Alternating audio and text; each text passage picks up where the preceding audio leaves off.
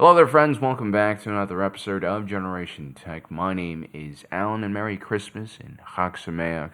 I do wish, wherever you are in the world tonight, I hope you're having fun, you're with your family if possible, and I hope you enjoyed this episode of The Skeleton Crew, because, episode 5, we're more than halfway through this series, and this show is really growing on me. Like, everything the creators said about this being animal entertainment but in Star Wars rings true. It reminds me of the best parts of The Goonies, even more newer shows like Stranger Things. They really get the tone and the vibe and the interest right. It's fun for kids, this show, but there's also something for, there's also something there for adults, the humor, the action, the suspense, the mystery. This ticks a lot of boxes. So episode 5, you have a lot to learn about pirates. The stakes have finally been raised, and the kid gloves come off. The most interesting character of the show, Jude Law, Jod Nanawood, Captain Silvo, Scarlet Jack, Dash Renton. Of course, one of his nicknames is Dash. Well, we finally start to see his true self. The mask comes off a little bit. I mean, the appeal of the show really is the dynamics between Jude Law's character and these kids. We know he's a pirate, he's potentially a murderer, and he's force sensitive. That's a lot of interesting things to pack into one character. And we see him in the first episode essentially order the murder of an innocent freighter captain.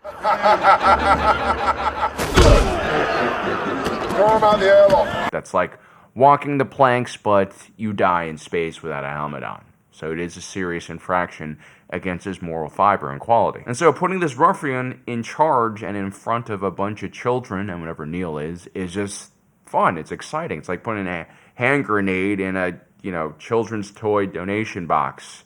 There's a conflict there. There's a fundamental mismatch, which means that whatever we're seeing on screen is not going to last. And there will have to be some type of change, and it's most likely going to be kind of explosive and upset some people. It's either Jod Nanawood drops his criminal past and actually adopts these kids, gets won over by their charm, their innocence. Because these kids do need a parental figure. I mean, they are looking out for adventure. They're rebelling against their own boring life in the suburbs. But they're lost in space, and they're realizing more than ever that they really can't go and do this all by themselves. They need some parents around them. And, for a while, that's kind of like how they played Jod Nanawood, right? We were given hints that there is some humanity beneath those roguish good looks. I mean, there's a moment when they enter the luxury suite in the spa and the kids start jumping on the bed, and it's almost like Jod Nanawood is Steve Martin in Dirty by the Dozen. Like, he's your typical dad trying to steer his large family through a holiday vacation. Everyone else is having fun and doing all sorts of chaotic things, but the dad never gets to have fun, and that's kind of a sacrifice of this character. We almost feel empathy for him at this point. Because he's dealing with a lot. He's dealing with his old fling. A murdering bounty hunter played by the very talented Kelly MacDonald is coming after him, along with his old pirate gang. They're also using fake identities at the spa, and children aren't really allowed, so they have to wear disguises. And they also have to find a hidden pirate lair with booby traps. I mean, most fathers are not dealing with all of those things together at the same time on their normal holiday vacations, but I think you can empathize. They understand what Jod Nanawood is going through. That is the vibe in the hotel room, and I love it. Now, the second scenario that could happen with Jod Nanawood is he drops the act and he reverts to his greedy pirate self that has always been there, and he follows his cruel black heart. And I feel like this was always supposed to happen because this is the most interesting outcome you could have in this story. And again, it's a little bit surprising because there are those moments of kindness and compassion from Jod Nanawood, like this more touching scene earlier in episode 5 where he's trying to console Wim, who clearly is missing home and his absent mother. What are you doing, boy? Nothing. Oh. So Jod Nanawood is reluctantly forced to console this kid, and it's, clearly not something he wants to do, and I love how they play this off. He doesn't go over the top, and you don't have this really warm moment where he acts like the parental figure that Wim needs. But at the same time, he's not cold and aloof. He understands the necessity here to be nice to these kids because, they're kind of his crew up until this point still, right? He needs to find out more information about Adatin. And so he goes about this like a pirate, like Captain Silvio. He gathers himself together and he gives Wim a few words of advice that are really, I think, true to his character. Here's what you do. Forget him. your fears, your anxieties, your parents. They're what you call attachments, and they're the last thing you need. And so his advice is very cold and practical. It sounds like advice that Jude had to learn himself, dealing with hardship as a kid. This is your reaction to pain when you're a child and you don't know any better. You don't have anyone to protect you or hug you. You don't have a therapist that you can call. And so you just take that trauma, you take those bad emotions, that fear, kind of crumble it up into a dense ball and you store it in here. I think a lot of men, a lot of kids who deal with trauma and survive, this is their coping mechanism. It's one of the more natural and probably damaging ways to deal with bad things. And of course, this is going to be Jude's advice to him. It's not great advice, but it's what he has. So unlike Captain Silvo, obviously has layered on top of his suppressed trauma other new traumas probably experienced in his line of skullduggery and backstabbing. It's clear that Jude Law is pretty far gone, as far as this is the path he's taken in life. He's ruthless, he's hardened, he's a tough person. You don't mess with people like this because they've been through these experiences a lot and they know how to handle themselves. But the one thing is, even he has his limits. Even he knows how to show empathy for a kid, showing us that he's still someone that can be saved, that could still be a good character at the end of this. Who knows? I also really love that Jude Law keeps on dropping hints of Jedi wisdom by kind of perverting things. This is totally a Qui-Gon Jinn line. Remember, your focus determines your reality. Always remember, your focus determines your reality. Although coming from Jude Law, it sounds a lot sketchier, some motivational speaker trying to sell a multi-level marketing fucking scheme to people. And, I am not a big fan of the Jedi and their dogmatic ways and their hoity-toity ways. So seeing a character just run around and essentially make fun and subvert the meanings of the Jedi code and Jedi teachings is awesome. I'm really enjoying this character. And if you took a look at how he talks to women, we learn something more about Jude Law that I guess kind of is obvious. He goes from being annoyed to charismatic very quickly. And this just shows us why he's the captain, why he's Captain Silvo. This guy has a great deal of emotional intelligence. He knows how to have empathy for people, put himself in other people's shoes. So in this case, he can help them, manipulate them. I don't even know what his true intent here is. Because empathizing and understanding someone is quite different from actually caring about what happens to them. Pirates can be many things. Some are murdering psychopaths who bathe in the blood of their enemies. Some are more cunning and calculating. Others run on pure charisma and the ability to talk their way out of situations. Jude Law might be that type. He's very Jack Sparrow-like in this way, except a bit more sober. But the one thing that all pirates are is greedy. That's why they become pirates and not something else. And the second Jude Law finds out that the treasure hidden on Anatin is the last Old Republic mint. Imagine how big a mint has to be if it's providing at not the federal level in some state, but at the galactic level for tens of thousands of planets, trillions of people. It's a lot of erodium. That's the gold in Star Wars, erodium. And I just love watching Jude Law's transformation here, because this is what it is. He finally begins to sober up from this little babysitting adventure he's had. He's convinced everyone, including maybe himself, that he can actually do this in a peaceful and kind way. What a hell of a performance by Jude Law. But yeah, the nice guy act is about to drop, and we're given a little bit of a warning, because the first thing he does once he realizes that Anatin is the Republic mint world, he essentially drops a pool of acid on his old crew who betrayed him. Refill that chamber with acid.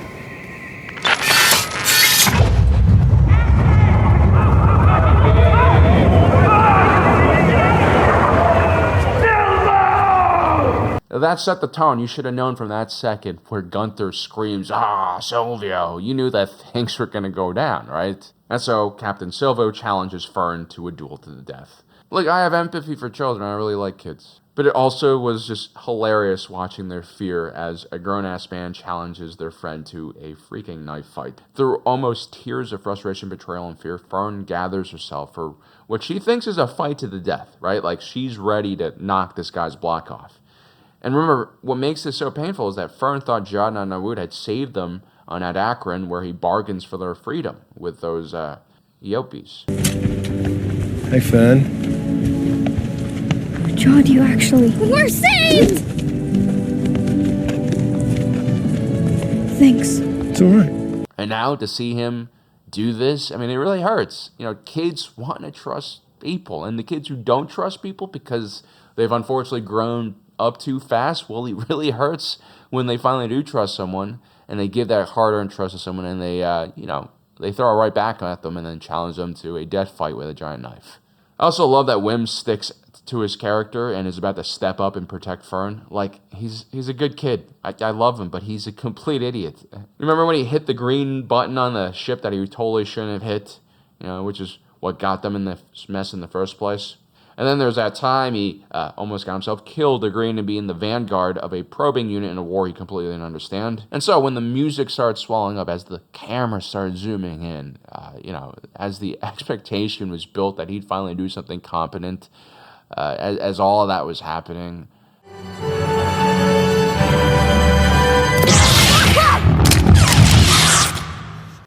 I was really hoping for something positive to happen, but then the lightsaber just goes into the floor. Great moment. You know, they really built up these comedic moments well in this episode. Love it. And seeing John Wood grab that lightsaber in the last scene like he's about to fight his way out of this place. I mean, I'm really ready for the next episode, much more so than any other ones. This was the cliffhanger I needed because it's promising action. You know, I want to see Darth Vader in the Tunnel 2.0. I want to see Baylan Skoll in the New Republic starship blasting his way through. I wonder what lightsaber form Jod will use. Will he use any Jedi or Sith techniques? Will he use Force Lightning? Will he be a complete noob? I am excited because this character, this turn of events, while not completely unexpected, has me intrigued, you know, and that's a sign of a good story. You know, I'm not surprised that for Christmas they saved what clearly was one of the best episodes, not just in the quality of writing or production or even acting, but it's clear that the plot really was supposed to be pushed forward in this episode. Anyway, let's talk a little bit more about other things I noticed. There's this side plot with the parents back on Akron, which I kind of really like. I mean, it's one of the more subtle plot lines, but I feel like it's interesting. I think we're now starting to understand those long shots of Wim's father in the previous episode and just how he acted when he saw the spaceship blast off in the first episode with his kid. This guy has been slowly simmering in the first few episodes, and I say, you know, let him cook because he's about to explode. He's about to do something crazy. And he's been cool and orderly in following the rules, not just in the first few episodes, but his entire life. I mean, so much so that he's not even there for his kid as much as he probably should be. You know, not to judge. I mean, I think plenty of parents in this modern world where just, you know, it's tough. Everyone is supposed to make a lot of money. Everyone's supposed to work 3 jobs to make that money, to live that life. That struggle, we relate to this dude on Akron who's not there for his kid.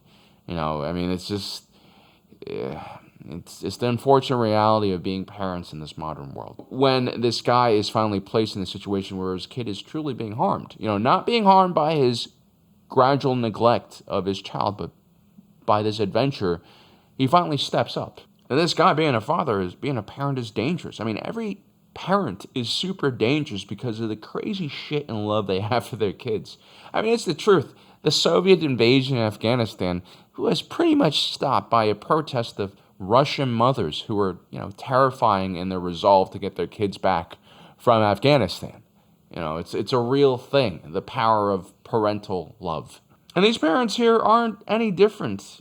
And what makes them much more dangerous is they aren't just some rabble, you know, who are trying to throw rocks at the imperial cog. These are like high-level or mid-level bureaucrats within the system, which is why I always tell people, like, you know, if you really want to be a rebel, like, infiltrate the institutions, right? Show people that you're actually capable of doing things. You're not just against the system because you suck at things. Be capable, infiltrate the system so that when there is a need to rebel, you're in a place where you actually have power to do important, dramatic things. But yeah, Wim's father uses the same analytical abilities he does at work to quickly assess the situation And he realizes very quickly that the supervisor of these stupid-ass robots are not going to do anything to help him out. He has to act on his own.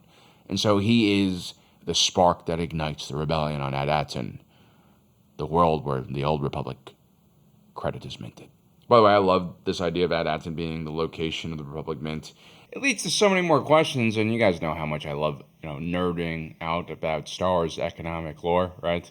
Also, who knew the banking clan survived all of this craziness? These two galactic civil wars, both funded by these mutant bankers. All that death and destruction, and somehow they're okay.